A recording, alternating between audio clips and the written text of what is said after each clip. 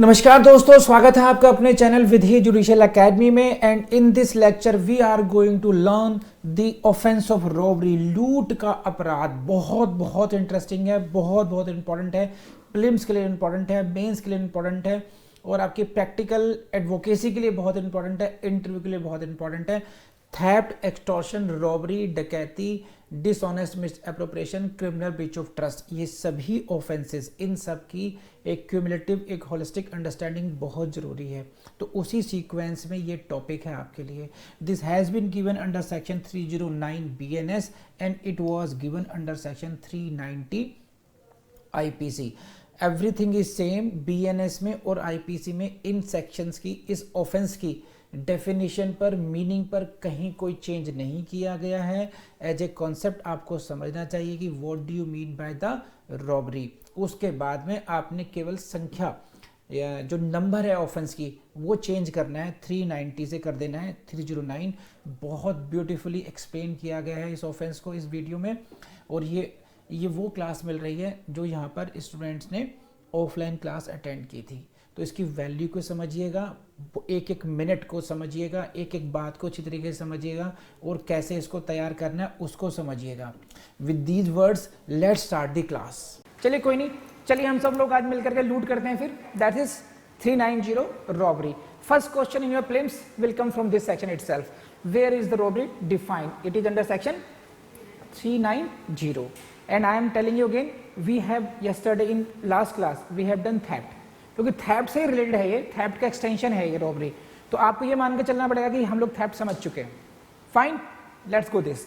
Theft, where it is defined? Section 390। First thing this, in all robbery there is either theft or extortion. Fine, बहुत simple है कि हर एक robbery में क्या होगा, या तो वो थेफ्ट होगी या एक्सटॉर्शन होगा। इसको आप ऐसे समझिए, this is a bigger circle of robbery. Either there will be theft or there will be extortion. Got it or not? Meaning thereby, जैसे either theft will amount to robbery or extortion will amount to robbery, and sometimes there is a mixture of everything. So theft और robbery में जो theft, when theft will convert to robbery and when extortion will convert to robbery, this is the section 390। ये हमने यही समझना है कि अगर theft तो हो चुकी, थेफ्ट में क्या ऐड किया जाए, थेफ्ट में ऐसा क्या होगा कि ये offence theft will convert into robbery. And please read this like this, you should note this line at least. Robbery is an aggravated form of either theft or extortion or of both. क्या aggravated form है?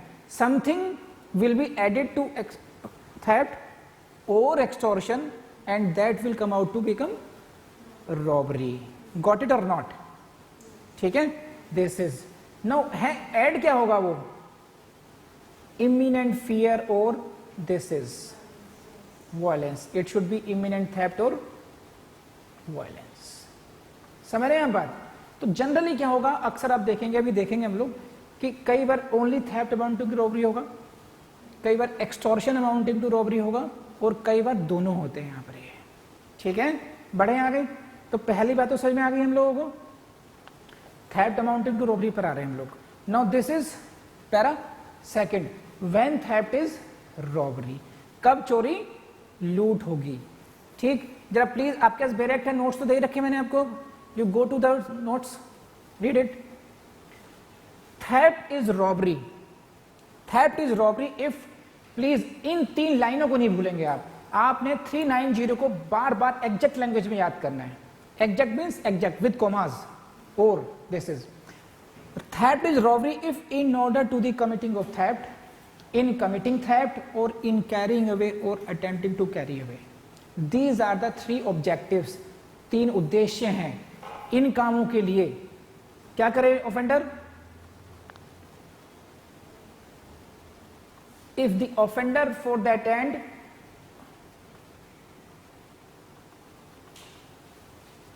ये करेगा, वो voluntarily causes or attempts to cause to any person what?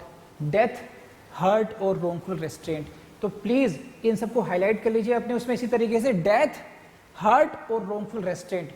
पहले बेरेट को जैसे मैं कह रहा हूं उसको हाईलाइट कीजिए वैसे, डेथ, हर्ट और रॉन्गफुल रेस्ट्रेंट एंड और क्या है, और fear of instant death, instant hurt और instant wrongful restaurant.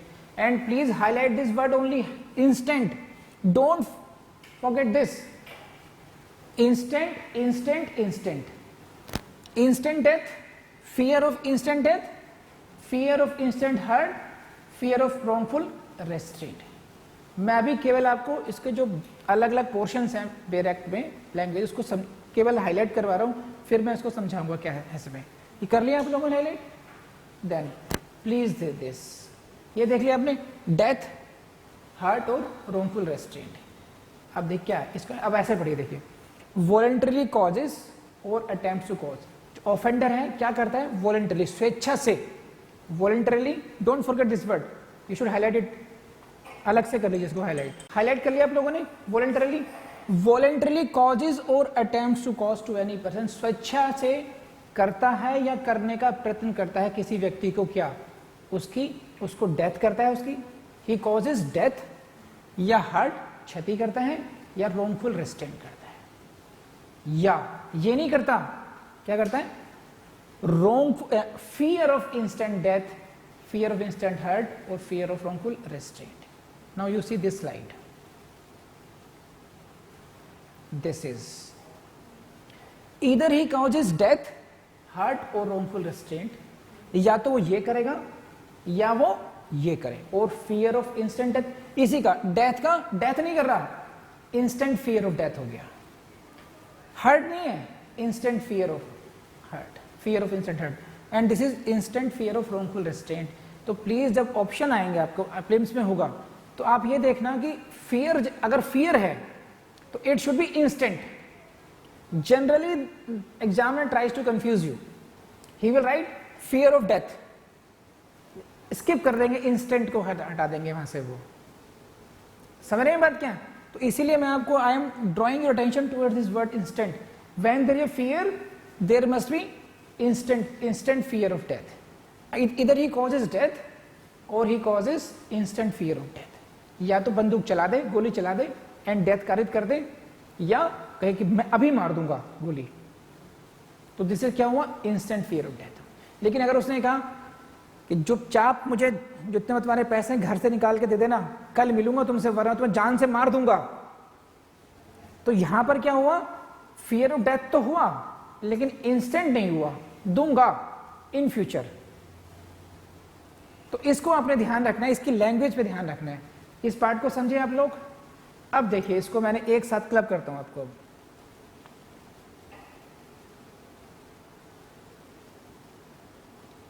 This is now, अब ऐसे पढ़ेंगे. दिस इज सब, ये पूरा का पूरा सेक्शन इस तरीके से पढ़ना है आप लोगों ने. Got it? These are the three ends. उस स्लाइड को भी लेकर आता हूं आपके लिए, एक मिनट.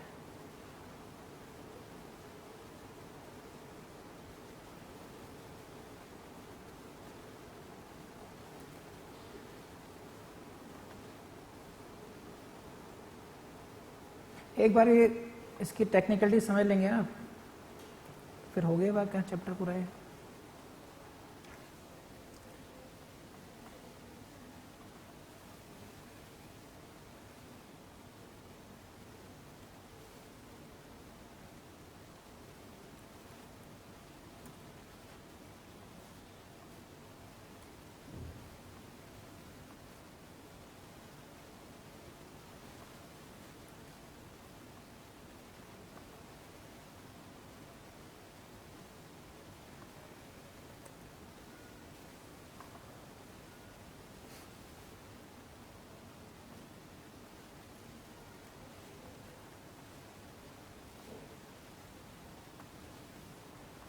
देखिए यही सेक्शन है आपका.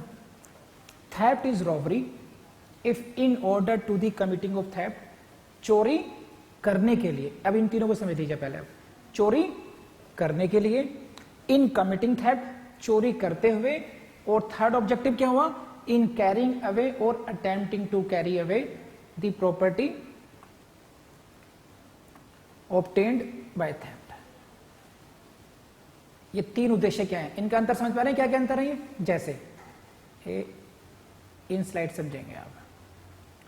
This is the property to be stolen, got it? तो नाउ अभी यहां पर आना ही है, जैसे गेट पर मैं आ रहा हूं और फटाफट किसी को हटाता हूं in order to commit theft, चोरी करने के लिए। This is what? Before commission of theft, ये चोरी करने से पहले की स्टेज हो गई। In order to the committing of theft, चोरी करने के लिए। सेकंड क्या है? इन कमिटिंग थेफ्ट, चोरी। नाउ यहां पर विक्टिम और एक्यूज पास में, नाउ चोरी करते हुए, इन कमिटिंग थेफ्ट, चोरी करते हुए। आप बात समझ रहे मेरी? एंड थर्ड स्टेज क्या है? इन कैरिंग अवे और attempting to carry away the property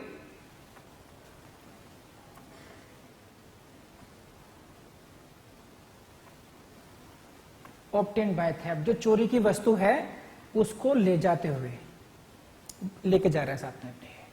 तो तीन डिफरेंट स्टेजेस हो गई in order to committing theft. First in committing theft, second and third क्या हुआ? इन टेकिंग अवे और attempting to carry away the property stolen by theft. तो चोरी की वस्तु को ले जाते हुए या ले जाने का प्रयास करते हुए। इन तीनों उद्देश्यों के लिए यूज क्या क्या टर्म उन्होंने यूज किया? For that and. तो ये हुए आपके उद्देश्य। देखिए इसमें एक एक शब्द बहुत इंपॉर्टेंट है। 390 की ड्राफ्टिंग कितनी जबरदस्त है, each and every phrase is very important. इसलिए मैं आपको पहले अलग अलग बता रहा हूं कि इनका मीनिंग समझ जाइए, फिर क्लब करके पढ़ेंगे, समझेंगे इसको। तो the offender for that end, offender यानी अपराधी, अभियुक्त, उस उद्देश्य के लिए। कौन से उद्देश्य हुए? इन तीनों में से कोई एक। सही है? तो चोर जो है, ये चोर थेफ्ट कर रहा है, वो इन तीनों में से किसी एक उद्देश्य के लिए क्या करेगा? क्या करता है? वॉलंटरली कॉजेज और अटेम्प्ट्स टू कॉज क्या? डेथ, हर्ट और wrongful restraint या फियर ऑफ दिस। अब समझ में आया आपको? अब एक साथ देखिए इसको। Yes, this is the offender है ना, फॉर दैट एंड। कौन से एंड? इन तीनों में से एक। In order to committing theft, in committing theft और in attempting to, in carrying away और attempting to carry away the property stolen by theft. ये इन उद्देश्य के लिए ये ऑफेंडर वॉलंटरली क्या करता है? या तो ये करे या ये करे। इन उद्देश्यों के लिए, समझ रहे हैं आप? साइड पे देख रहे हैं? इनमें से किसी एक उद्देश्य के लिए ऑफेंडर वॉलंटरली, स्वेच्छा से करता है क्या? या तो ये करेगा या ये करे। अब मुझे बताइए किसको समझ में नहीं आया? हाँ जी हाँ। तो देखो अलग अलग हैं। These are the three ends and these are kind of violence which he is causing. इन उद्देश्यों के लिए इनमें से कोई भी एक तरह की वायलेंस करता है, वो कैसे करता है? वॉलंटरली। देन वी से थेफ्ट अमाउंट्स टू रॉबरी। समझ में आया आपको? नहीं आया?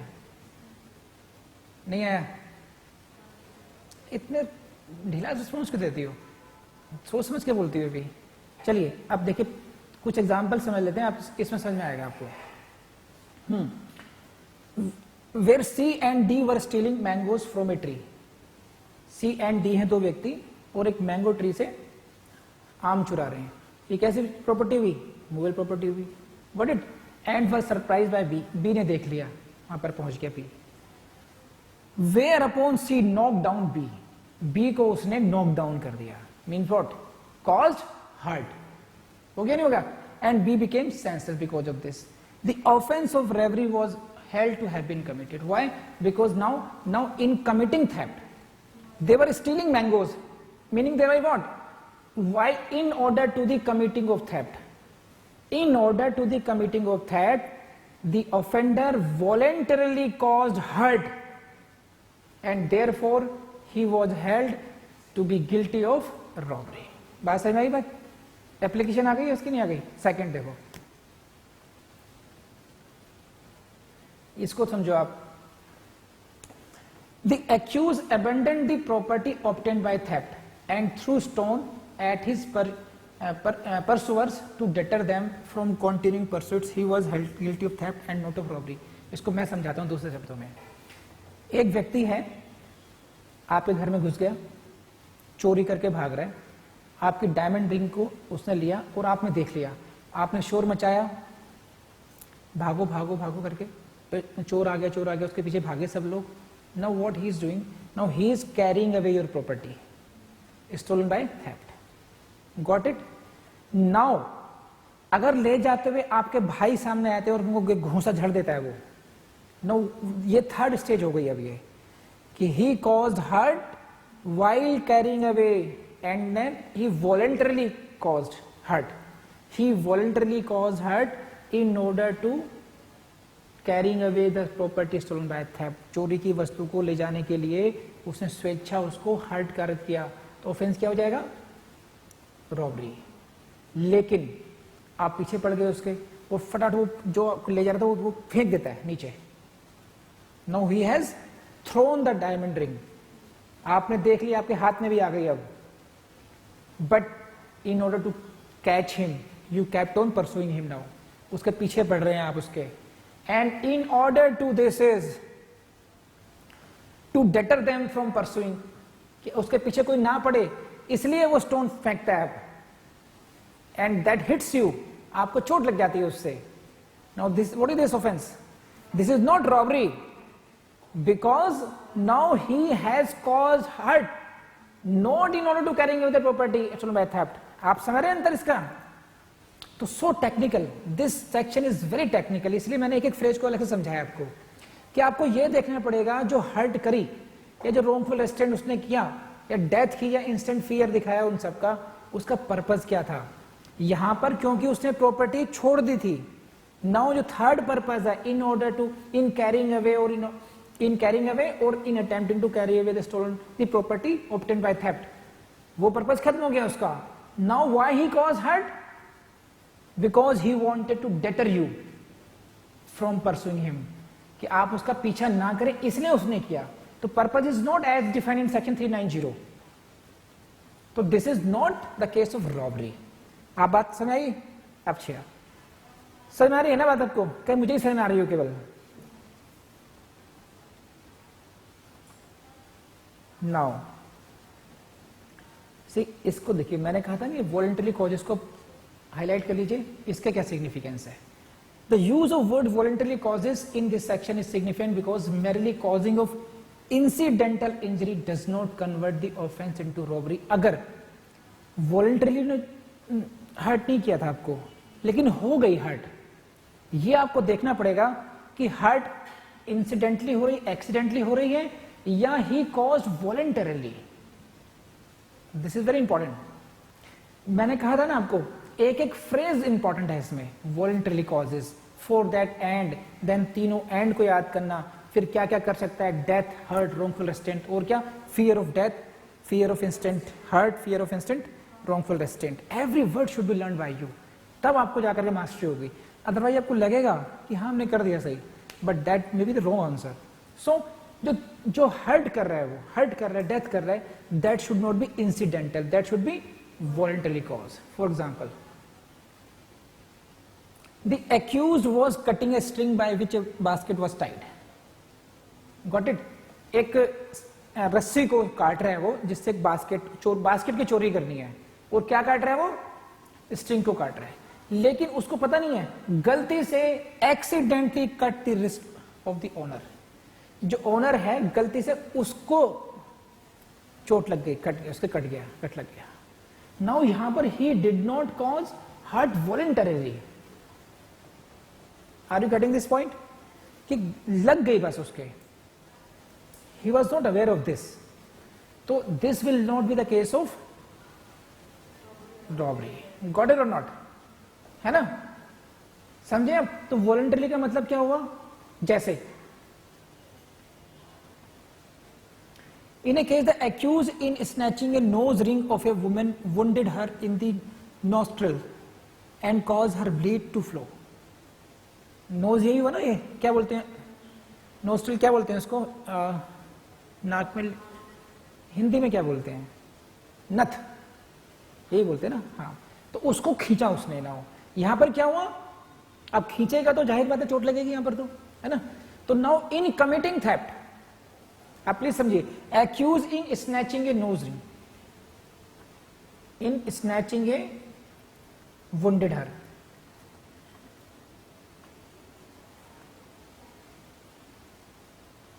In snatching a nose ring of a woman wounded her means what? While committing theft. Now second वाला कैटेगरी आ गई, in committing theft. snatching हो गया ना, in committing theft, in order to the committing of theft नहीं हो ये, in committing theft he caused hurt. Now this is not incidental, this is not incidental, this is voluntary. Now जैसे पहले में था कि एक्सीडेंटली कट गया, यहां पर एक्सीडेंटली नहीं हुआ। आप ये नहीं कह सकते मैं तो सब नथ खींच रहा था, वो तो अचानक मुझे क्या था खून निकल आएगा, अरे who knows that, it is intentional, it is voluntary you cause hurt, है कि नहीं है। तो दिस इज, तो आप ये इसका मीनिंग समझे, the use, what is the importance of this word voluntary causes का, नहीं समझे अभी तक, थोड़ा जोर से बोला था। चलिए, लूट कर रहे हैं, आपको छोटा बड़ा अपराध नहीं कर रहे हैं, वो दिखना चाहिए जज्बा लूट करने का। Next,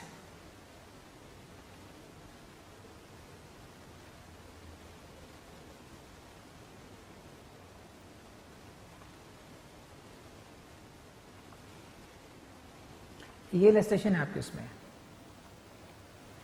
A holds jet down and fraudulently takes jets money and jewels from jets cloth without jets consent, here A has committed theft। तो ये this is all about what, definition of theft. क्या करा उसने, hold down किया, उसको नीचे गिराया और उसके बिना मर्जी के उसके पोजेशन से उसने उसके पैसे ले लिए। दिस इज व्हाट, पहला काम क्या हुआ उसने, ही कमिटेड थेफ्ट। लेकिन in order to the committing of theft, in order to the committing of theft has voluntarily caused wrongful restraint as well.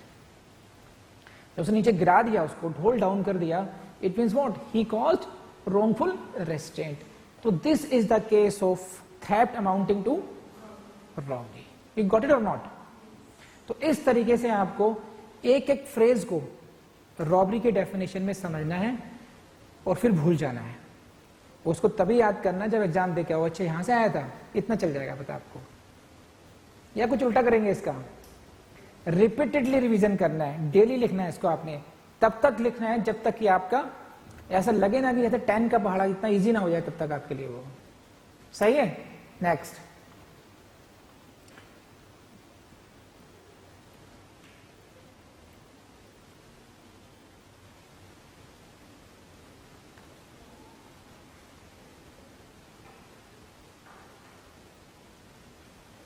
देखिए ये मैं समझा चुका हूं, इसका जो मीनिंग है हर्ट का, इसका मीनिंग मैं समझा चुका आपको, फॉर दैट एंड, है ना। एक ये फ्रेज वॉलंटरी आपने समझ, स्कूल आराम से for that and, the phrase use here what, for that and. ये तो समझ चुके पहले, आप रिवाइज कर दो थोड़ा सा बस आपको।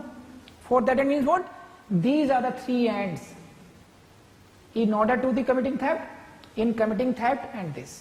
तो अब ये जो आपकी फ्रेज है, मैं सब समराइज कर रहा हूं, उसको देखिए आप, आई होप कि अब ये आपको ज्यादा अच्छे समझ में आएगी। ये this was all about this, है ना। If the offender for that end means उस उद्देश्य के लिए, यही लाइन है ना। थेफ्ट इज रॉबरी, थेफ्ट चोरी, लूट होगी कब, if the offender for that and, which and, and means उद्देश्य, कौन सा उद्देश्य हो सकता है, ये तीनों हो गए। What, in order to the committing of theft, first, और, एंड प्लीज सी दिस,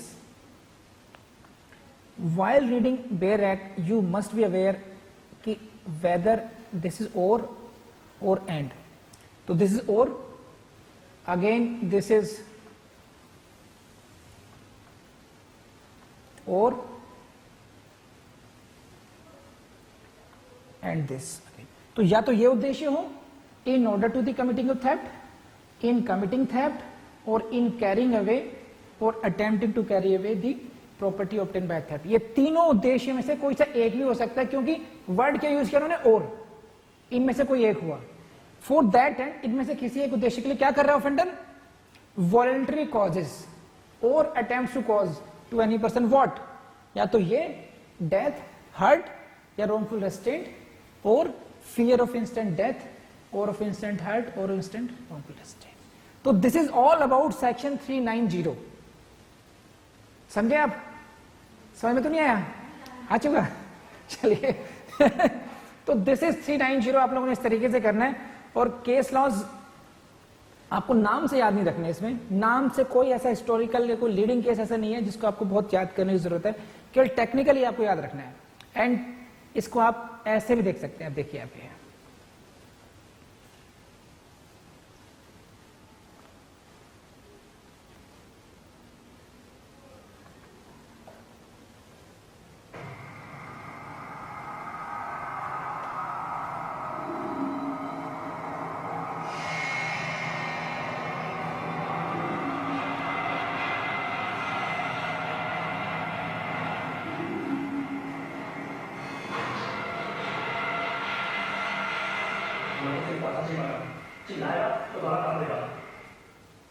क्या बोल रहा है ये?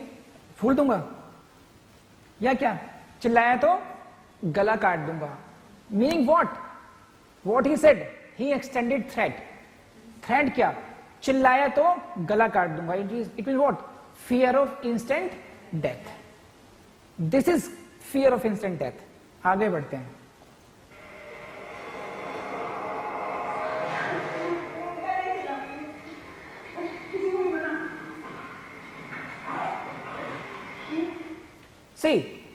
सिर्फ इतना अंतर है, यहां पर क्या हुआ, इस लड़की ने प्रॉपर्टी अपने आप दी है उसको, तो यहां पर क्या होगा, प्रॉपर्टी इज डिलीवर्ड।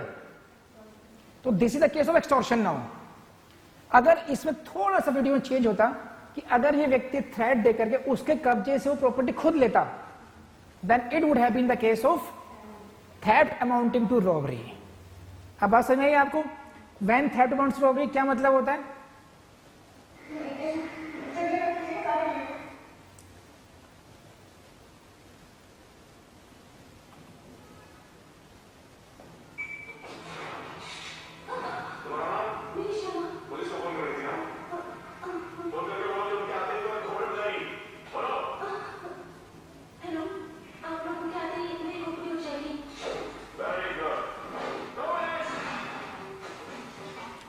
तो यहां पर फियर ऑफ इंस्टेंट डेथ है, कल परसों का है, इंस्टेंट डेथ है, and they are committing theft. In the process of committing theft now they are using the fear of instant death.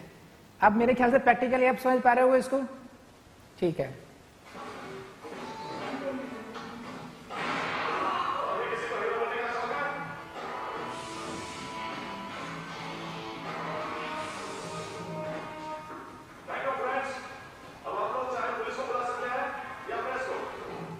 समझे आप? So now in this case in committing theft, for that end आ गया, the offender while committing theft voluntarily caused instant fear of death and thereby he committed the offense of robbery. You got it or not now? I think अब तो बढ़िया हो गया होगा। चलिए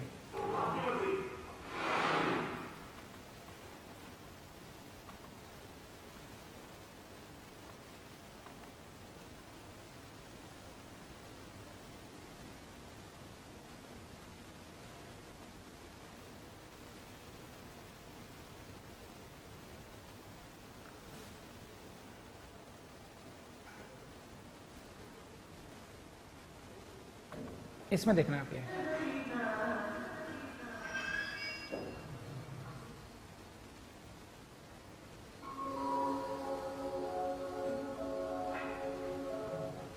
see here now the offender is committing theft of bag. Got it?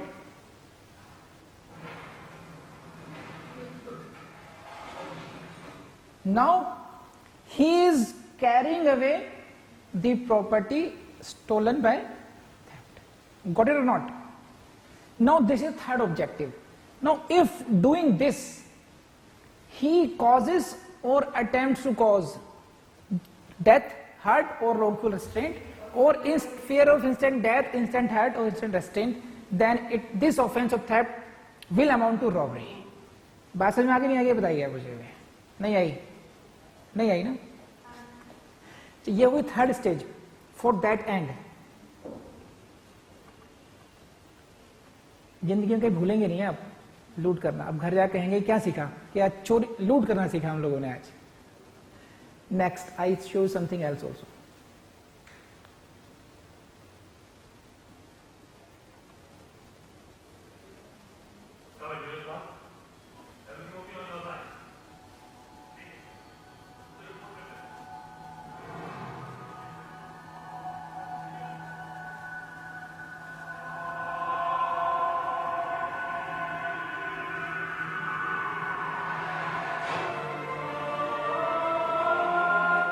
See, now this is the initial stage in order to the committing theft. You got it or not? In order to the committing of theft. Now this.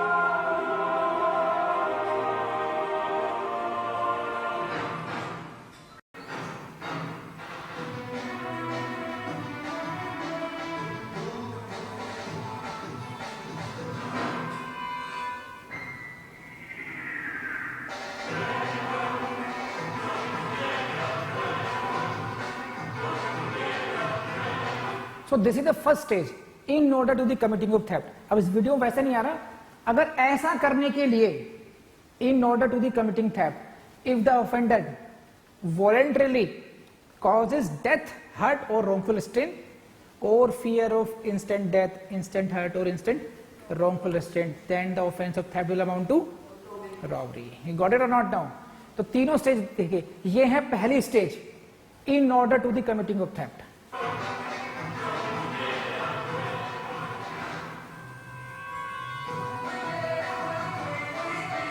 Now he is committing theft right now. ये आ गई second stage. Got it or not? इस stage पर कर या इस stage पे आगे करे हो.